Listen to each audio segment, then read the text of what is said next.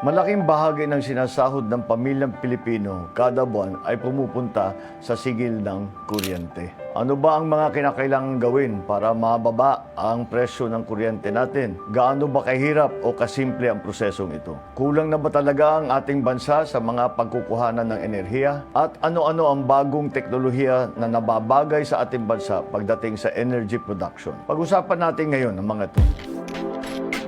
Ang misyon natin para sa ating bansa ay magkaroon ng sapat, maasahan at abot-kaya na kuryente para sa lahat. Paano ba natin gagawin to? Ang sistema ng ating kuryente ay binubuo ng tatlong bahagi: produksyon, transmission at distribution. Unahin natin ang production.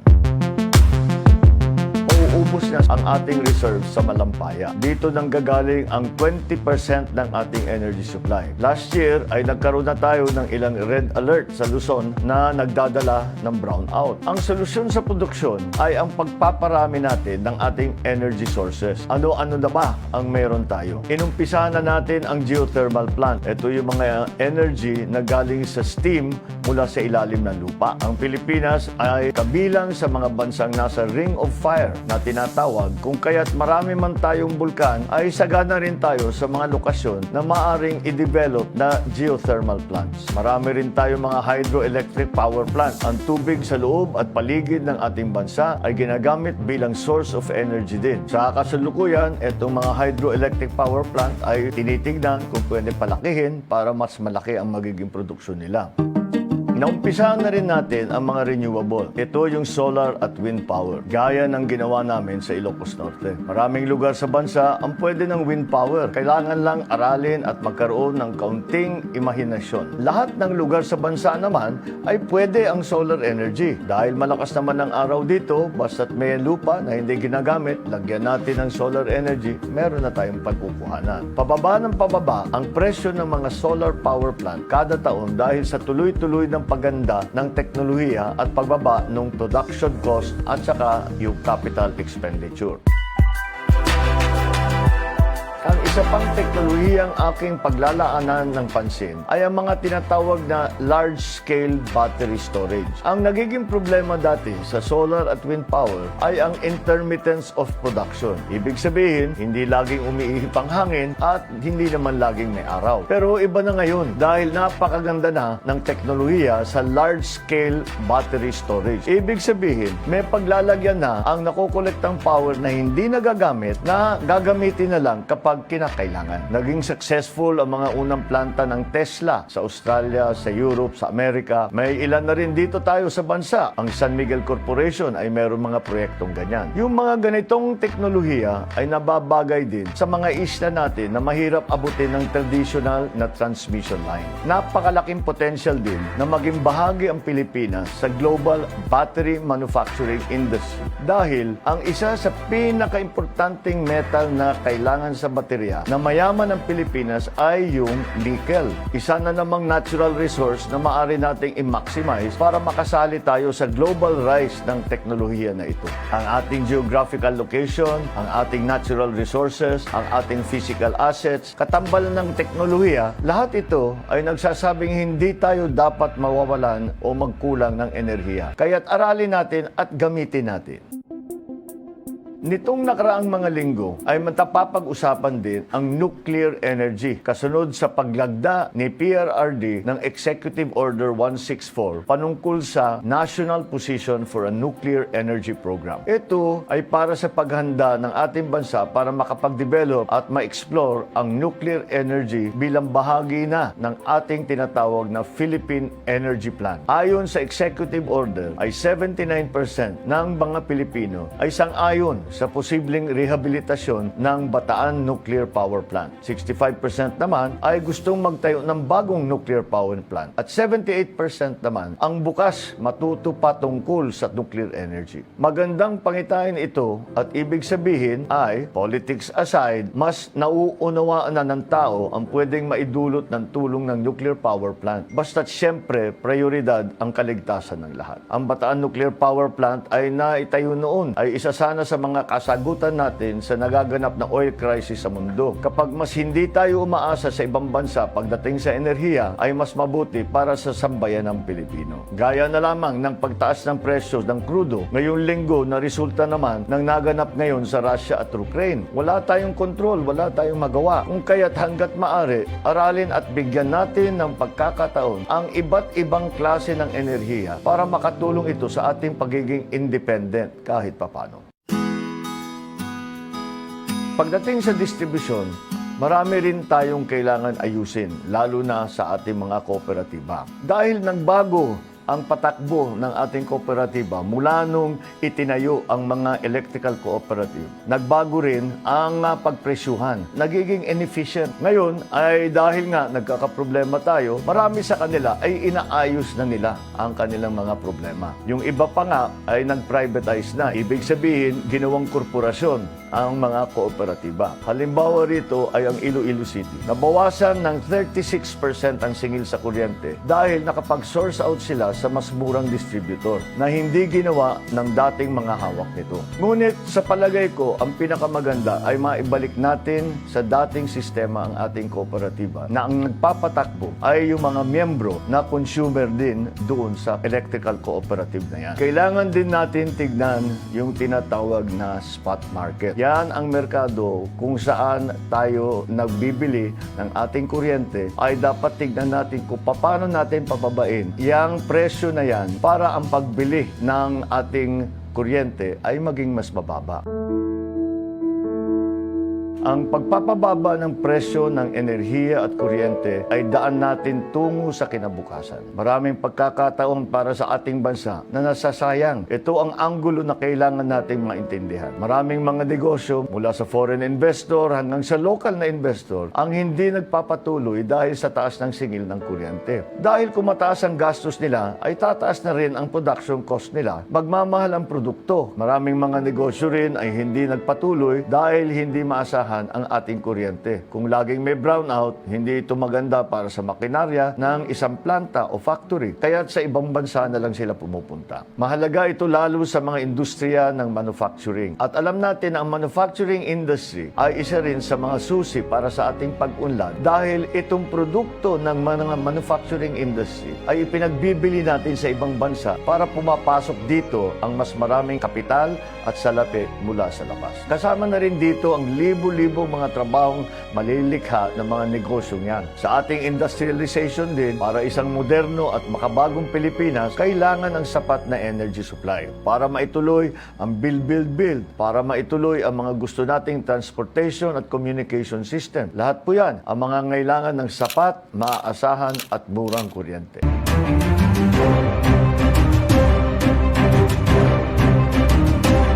At San Miguel Global Power, we are energizing a sustainable future through our Battery Energy Storage Systems, or BESS. Our BESS facilities contribute to San Miguel Global Power's commitment of expanding the country's energy mix and pave the way for more sustainable energy. Designed with advanced lithium-ion battery technologies, BESS provides swift, smart, and efficient ancillary services to support grid stability through frequency regulation. Always online, highly reliable, uniquely flexible, and scalable. Requires no fuel, faster and cheaper to construct. BESS stores surplus energy when demand is low and delivers it when demand is high, which helps meet peak demand without needing more fuel or power plants to provide peak power supply. Energizing cities, villages, and homes with quality power they can always rely on. This enables a more robust integration of sustainable energy into the grid by addressing the intermittent nature of renewable energy sources such as solar and wind.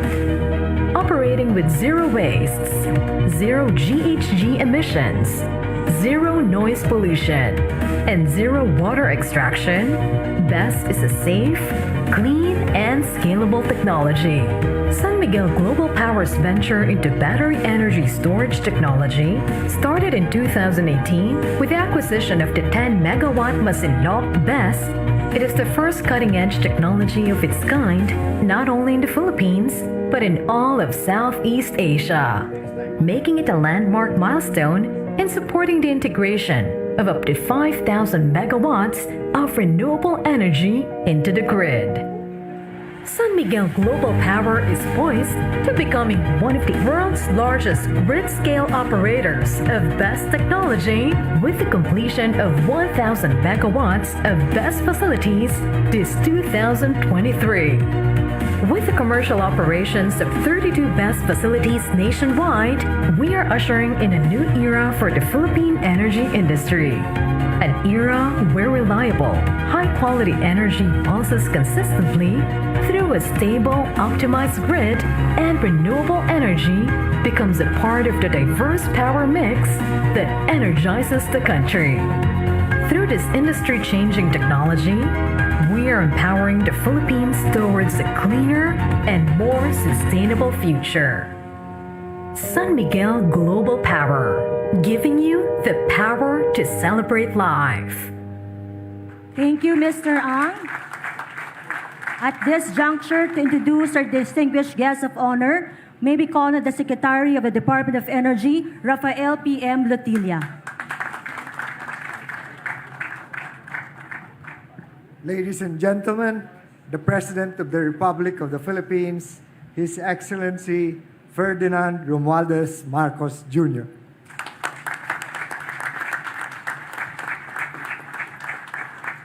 Thank you very much. Please take your seat.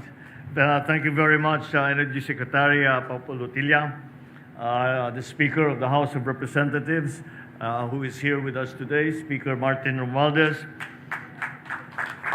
He is joined by other members of the legislature who I saw during the ribbon cutting. Ayan, sige kong Garcia is here. And some, I saw a senator or two. Ayan si Senator Rafi. Kasama talaga natin. And sige, Congressman Lord Blasco. They are the Senator Rafi and Kong Lord are the chairman of the energy committees in the respective houses. Of course, the father of the province of Bataan, Governor Jose Enrique Garcia, full name. The proponent of this very forward-looking project of battery energy storage, the President and CEO of San Miguel, our friend and longtime partner in development, Ramon Ang. My fellow workers in government, our partners from the private sector who are here today, the other distinguished guests who have joined us for this occasion, ladies and gentlemen, good morning. It is a great pleasure to also finally see what we have been talking about. The CEO of San Miguel, Ramon Ang, has been discussing this program with me for a very long time since we started talking about how to solve some of the problems that we are facing in terms of energy supply in the Philippines. And I am very happy now that we are able to join you for the inauguration of the San Miguel's battery energy storage system here in Limay, Bataan. I will not, it cannot be overstated, and I want to highlight how greatly significant this project is for our country. It holds true as well for other projects of similar nature and purpose that are currently in the works across our archipelago. The government highly encourages and approves of all these projects. As we all know, the problems that we have here in the Philippines in terms of energy supply, in terms of energy costs, are one of the biggest obstacles when we talk to potential investors to come to the Philippines. This is a will be part of the solution, so that we can say that we are competitive now in terms of electricity rates and reliability and availability of power. They support and bear a tremendous impact on our 8-point socio-economic agenda. In my State of the Nation address, I stressed the importance of increasing the use of renewable energy. It's just why I'm glad we are making strides in this area. But as much as we desire to rely on renewable energy, we know that electricity generated from sources such as solar, wind, water are sometimes can be considered intermittent. They cannot function continuously and perfectly because of inherent factors and other circumstances beyond our control, such as the wind blowing or the sun shining. So introducing a storage component into the overall energy infrastructure provides the crucial support mechanism that shall optimize these resources, make them more efficient and reliable. With this technology in place, storage of power is made possible. Power could be stored when not needed or in times of oversupply and released whenever required on when there is undersupply. We have a little experience because the first commercial wind farm in Southeast Asia was put up in Ilocos Norte while I was governor.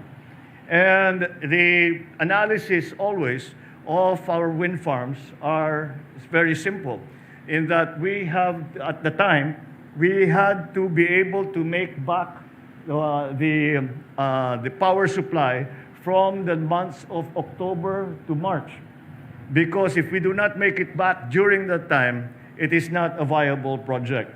It was helped along by the provision of carbon credits that the WTO was providing for a while.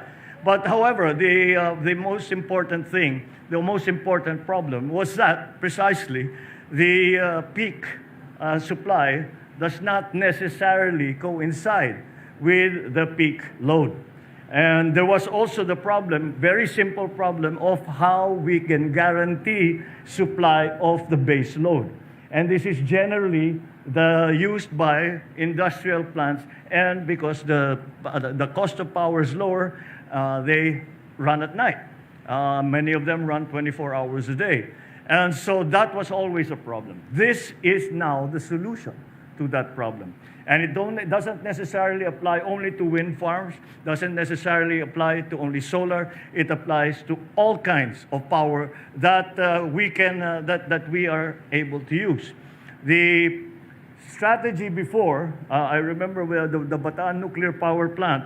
Well, since a nuclear power plant cannot really be turned off and on very easily, we had to find a way to store the energy. And that was why Caliraya Lakes was created.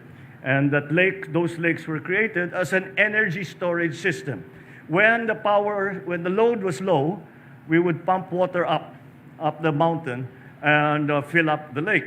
And when we needed extra power, then we would use the full production of the Bataan nuclear power plant, and added to that will be the hydroelectric power that we will use by releasing the water that we had pumped up to Sierra Lakes. However, unfortunately, the Bataan nuclear power plant was never in operation, but you can see the advancements that we have now. That was a very, shall we say, involved kind of energy storage system because it was at a very large scale. However, that now we no longer need to construct all of those facilities. We no longer need to put in that kind of infrastructure. All we need now are these battery farms that we are seeing today. And that is why it is extremely encouraging for those of us who are always trying to find ways to, one, increase the supply of power, secondly, decrease the cost of power, and thirdly, improve the mix of traditional sources of power and renewable sources of power. So these are the elements that are impacting the decisions that we make when we are trying to improve the systems that we have for power supply and for the cost of power. Again, as I said, the BESS, or the battery energy storage system, certainly will form a very important part of that formula that will solve these problems that I had just gone through. So, because it is novel, it is innovative, it is full of promise, this battery energy storage system. This technology is carving a distinct path towards a more energy secure and sustainable future for the country. It is clean.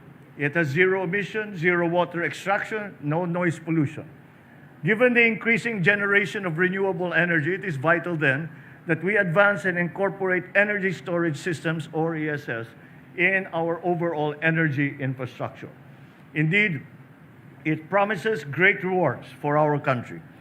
Not only will we be able to generate sufficient, reliable, and clean energy, leading to more affordability of energy, and of course generate jobs for our people, green jobs in the process, so that is a fulfillment of many of the wishes that we have for the energy system in the country.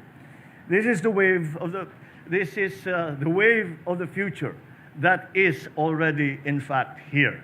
It holds many of the keys to the survival and self-sufficiency of the country.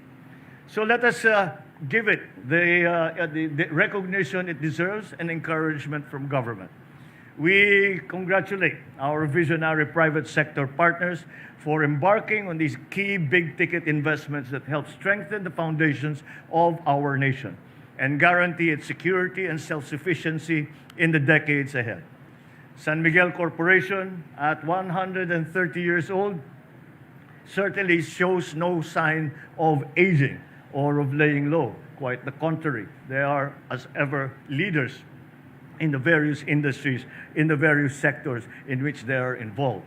So San Miguel, for that reason, San Miguel remains competitive and vibrant as ever, still possessing that Midas touch in practically anything that it lays its hands on, from beverage to food to concrete structures, now this time to energy development. And I think your San Miguel CEO, Ramon Ang, deserves a round of applause for all of these innovations that he has introduced in the country.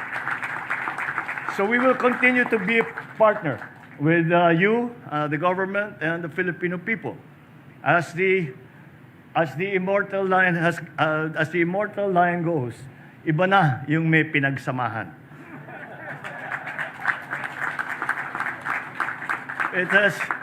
You have other best projects in the pipeline, accounting for 95% of BOI-approved projects with 2,000 megawatts, a total capacity distributed across the country. I and the rest of the Filipino people look forward to the rollout of these projects in the near future. Let us consider ourselves fortunate that we are here at the birth of this project at this late stage as it goes online in the grid and begins to serve Filipino people. But despite this, what this administration can commit to is to guarantee all the support mechanisms to our investors and to act as a genuine partner in a mutually beneficial relationship. We will improve the policy and regulatory framework for the renewable energy industry, especially for ESS technology, to encourage further development of our fledgling renewables industry. The Department of Energy is currently working on an improved and expanded version of our ESS policy. Our legislation and the rules that we have to catch up with the technology. Unfortunately, the general tendency is for government to be a little behind private sector in this regard. We will try to redress that balance. We are also aiming to increase the share of renewables in our total generation mix, and we encourage those investments that will add to the renewable supply in our country. We will streamline, harmonize the regulatory framework at the national and local levels to ensure ease of doing business, to take down unnecessary regulatory burdens, and this is all part of our agenda to improve bureaucratic efficiency and sound fiscal management for a much better, more streamlined, more efficient system. All this with a view to further encourage and incentivize private sector and allow them reasonable returns on their investments. With this mutually beneficial working relationship in the field of energy, we all function effectively towards an attainment of our ambition of strongly rooted, comfortable, and secure lives of our citizenry, as well as a healthy and vibrant business continuity for both the government and the private sector. So together, we will spur further advancements and reforms in our country. Soon, not only will the Philippines have attained energy security, but it will also gain the recognition and the respect of the world as an advocate of clean energy and other green and resource-efficient practices. Maraming salamat sa inyong lahat at mabuhay ang sambayan ng Pilipino. I congratulate San Miguel Corporation, all of those who have been involved in this project, the LGUs in Bataan. This is a very important day for us. We will be watching closely on how we can apply these technologies all around the country. Maraming salamat po at maganda pong tanghali. Thank you very much, Mr. President.